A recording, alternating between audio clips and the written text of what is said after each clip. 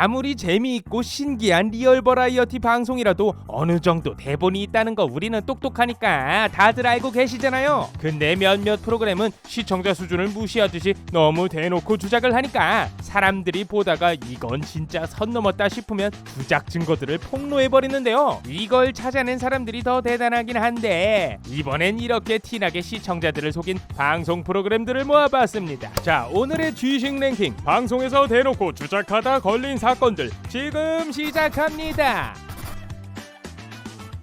핑미 핑미 핑미업, 오늘 밤 주인공은 나야 나. 이 가사만 보고도 다들 뭔지 알 정도로 엄청난 돌풍을 불고 왔던 프로그램 프로듀스 101. 내가 직접 뽑는 아이돌이라는 건 이후 많은 방송에도 엄청난 영향을 주었는데요. 물론 기간제 그룹이지만 신인임에도 방송, 해외 투어 등이 보장되어 있으니까 너도 나도 내가 픽한 친구를 데뷔시키려고 투표도 하고 홍보도 하면서 그야말로 팬덤 전쟁이었죠. 워낙 인기가 많으니까 시즌4까지 진행됐는데 꼬리가 길면 잡힌다고 시즌4에서 조작 논란이 터지게 됩니다. 이게 연습생 101명으로 시작해서 회차마다 탈락하고 최종 생방송 무대에 20인이 오르는데 최종에서도 실시간으로 투표를 받아서 탑 11명만이 데뷔를 하는 거죠. 생방송 투표라서 매 시즌마다 수차례 투표 조작 논란이 제기되긴 했는데 당시엔 내가 응원하는 친구가 데뷔 못해서 억지 부리는 거 아니냐는 말이 더 많았었죠. 근데 마지막 시즌에서 득표율이 이상하게 딱딱 떨어진다면서 이 의심이 확신이 되었는데요. 결국 제작진은 검찰 조사를 받게 되는데 여기서 충격적인 건 그냥 시청자 의견은 무시하고 유료 문자 수익금만 챙긴 줄 알았는데 수사 과정에서 엄청난 유착 관계가 밝혀지게 됩니다. 간단하게 설명하면 제작진이 기획사 임원들에게 접대를 받고 해당 기획사 연습생들의 출연과 유리한 편집, 심지어 데뷔조 입성까지 대가를 약속한 거였죠. 그니까 어차피 답은 정해져 있다였고 국민들은 놀아났던 겁니다. 근데 연습생들도 본인 순위가 조작되고 있다는 걸 몰랐다고 하는데 청년들 꿈으로 장난치다가 이제는 방송사의 흑역사로 남아버렸네요. 자연 속에 살고 있는 자연인을 직접 만나서 교훈과 감동을 얻는 방송, 나는 자연인이다. 저는 저렇게 숨어 지내는 사람들을 도대체 어떻게 찾나 신기했는데요. 근데 5년간 산속에서 살았다던 한 자연인 덕분에 이게 주작 방송으로 낙인이 찍혀버립니다. 내용이 뭐냐면 5년간 산에만 살았다던 이분이 사실 1년 전에 방송에 출연했다는 것. 당시 집에 안 보이는 곳까지 탈탈 청소하는 청소 홀릭남으로 출연했는데 청소를 위해 본인이 만든 21가지 도구도 공개하면서 그냥 청소에 진심인 분으로 나왔었죠. 당시에 홈페이지를 제작하는 본업이 있어서 8시간은 일하고 남은 시간에 청소를 한다고 했고 심지어 청소는 남자가 해야지 라고 해서 전국 남편들의 적이 되기도 했는데요. 근데 그가 1년 뒤에 갑자기 산속생활 5년차 자연인으로 등장해버리면서 나는 자연인이다의 주작방송 논란이 되어버린 거죠. 이건 진짜 이분이 그냥 기억을 잃으신 거 아닙니까?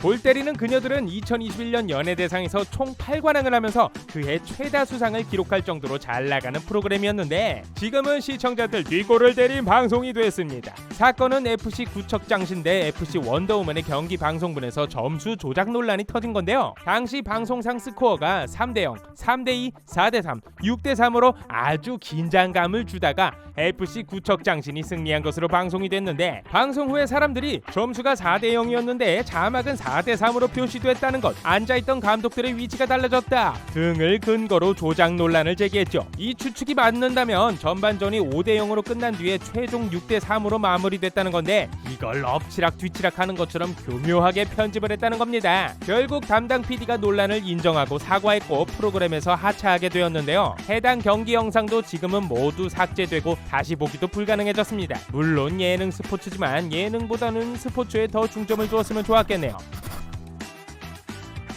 이건 내가 축구팬이라 참을 수가 없어. 이미 유명할 만큼 유명한 주작방송 정글의 법칙, 절대 이분들을 놀라게 하면 안 돼 라는 유행어와 함께 조작 논란이 터졌는데요. 당시 출연자들은 동족 간의 살인도 할 정도로 사납다는 최후의 전사부족인 와오라니족을 찾아 나섰고 기적처럼 부족을 만나게 되죠. 근데 리얼 자연인의 모습으로 등장한 와오라니족이 언어도 안 통해서 엄청 경계하니까 김병만은 그들에게 만국 공통어인 미소와 부족 상징물을 보여주면서 진정시킵니다. 겁니다. 여기까지 보면 되게 뭉클한 방송인 것 같은데 이제부터 주작 논란이 터지게 됩니다. 당시 출연자들이 원주민과 대치하는 위험한 상황을 보여줬는데 실은 원시인 문화를 체험하는 패키지 여행 상품이었던 거죠. 그니까 돈 내면 준비된 의상과 창을 들고 관광객을 포위하는 척까지가 관광 코스였던 건데요. 심지어 해당 홈페이지에 원주민과 생활하는 와우라니 부족 체험이 있는데 텐트도 화장실도 잘 구비되어 있었고 비문명인처럼 묘사되었던 부족들이 SNS도 하고 옷도 입는 문명인으로 밝혀졌던 겁니다. 근데 씁쓸한 건 관광객들이 원주민에게 춤이나 뭐 그런 거 시키고 나서 바나나를 던져주고 그런다네요. 현대 문명과 관광산업의 원주민들이 희생되는 거 아닌가 싶어서 씁쓸하네요.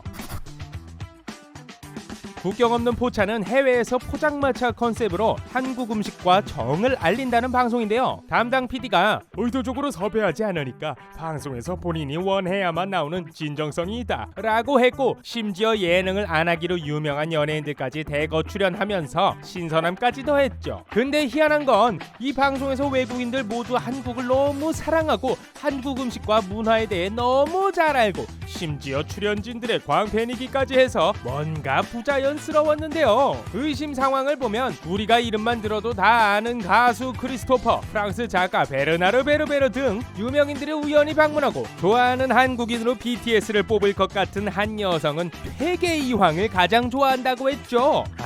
물론 훌륭한 위인이지만 우리도 최애 한국인을 역사 인물로 뽑는 사람이 몇이나 될까요? 심지어 여기 외국인들이 출연자들에 대해도 빠삭했는데요. 한 루마니아인이 박중훈 배우님이 출연한 영화들을 수차례 볼 정도로 광팬이라고 고백합니다. 그래서 지나가다가 그가 있는 걸 보고 반가워서 들어왔다고 하는데 주작 절정은 젊은 영국 커플이 지금은 인간적인 테리우스가 된 안정환을 바로 알아봅니다. 심지어 그가 득점한 경기 이탈리아 구단 소속이었을 때 문제까지 정확하게 알고 있었죠. 시청자들은 과도한 한국 사랑 설정 때문에 주작 아니냐고 의심하기 시작했는데 저도 치사량이 넘는 국뽕 과다주입에 어질어질하긴 하네요.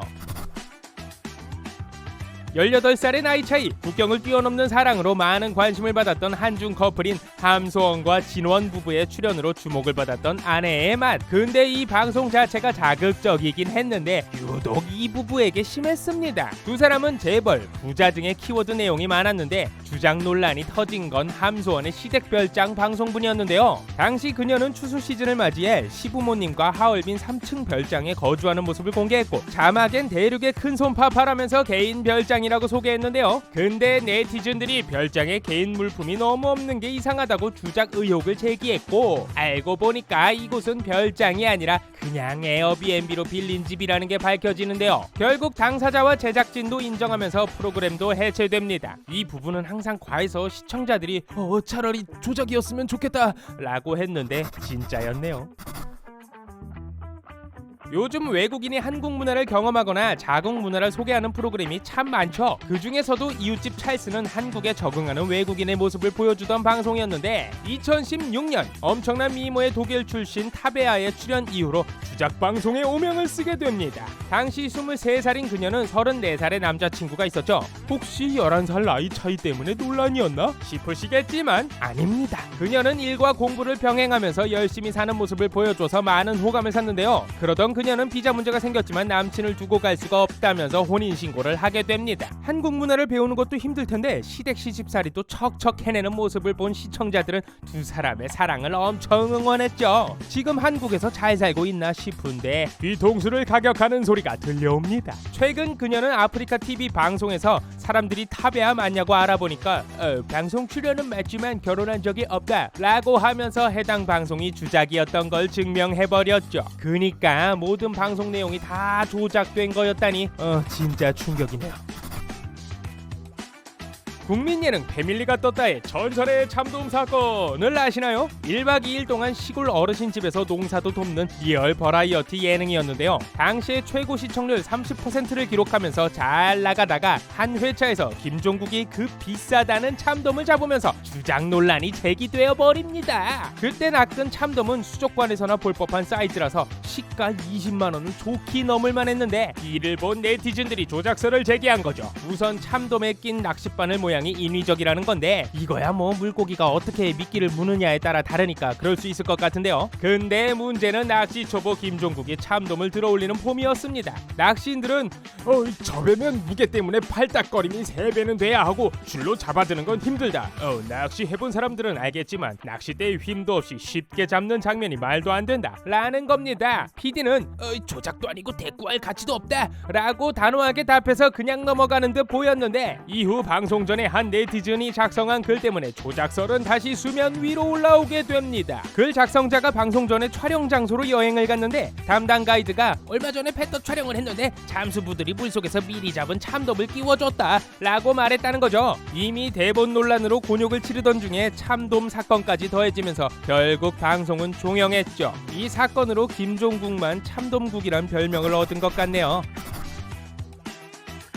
강철 재력이 필요하다고 소문난 예능계의 대릉 선수촌 스타킹. 지금은 스타가 많이 된 연예인들이 끼를 발산하면서 주목받게 만들어준 방송이기도 하지만 출연자들의 범죄 문제, 아이템 거짓 논란 등 늘 구설수가 끊이지 않았던 방송이기도 했죠. 워낙 잊을만하면 사건들이 터졌는데 이번엔 방송 존폐 위기까지 갔던 사건이 터지게 됩니다. 2009년 7월 방송된 3분 출근법이 일본 5분 출근법과 비슷해서 표절 논란이 일어난 건데요. 근데 문제는 이 조작을 제작진이 직접 시켰다는 겁니다. 출연자들에게 고정 출연을 미끼로 일본 영상을 보여주고 연습시켰다는 건데 사건이 심각해지자 SBS는 이 사실을 인정하고 담당 PD를 징계하고 교체해버리는데요. 근데 8월에 최면 전문가가 출연하면서 또 문제가 터집니다. 당시 출연자들이 무서워서 거부했는데도 강제로 최면을 걸어 잠들게 했다는 거죠. 심지어 방송 초반에 한 참가자가 최면에 걸려 박수를 치는 장면이 나오는데 중간에 전문가가 다른 사람에게 최면을 거는 동안 이 참가자가 박수를 안 치고 쉬고 있다가 다시 카메라가 비추니까 박수를 치고 있어서 사람들은 억지 최면, 조작 최면이라면서 강하게 비난을 했습니다. 동시간대 다른 프로그램을 이기기 위해 너무 무리수를 뒀던 것 같네요. 자, 지금까지 방송에서 대놓고 주작하다 걸린 사건들에 대해 알아보았는데요. 물론 프로그램의 완성도를 위해 사전에 틀과 세부사항을 정리하는 건 너무 당연한 거죠. 카메라의 배터리나 저장 공간도 한계가 있고 주어진 시간과 제작비에서 방송 분량을 뽑아내야 한다는 그 고통과 압박감을 시청자들도 다 알고 있습니다. 하지만 시청자들이 조작 사건에 분노하는 건 너무 설정이 과해지면 방송에 대한 진정성도 의심되고 우리를 바보라 하는 건가? 배신감도 들기 때문인 것 같은데요. 과하지 않으면 어느 정도는 다 넘어갈 수 있는데 말이죠. 여러분들은 어떤 방송의 조작 사건이 충격적이었나요? 댓글로 남겨주시기 바랍니다. 그럼 지금까지 취식 랭킹이었습니다. 감사합니다.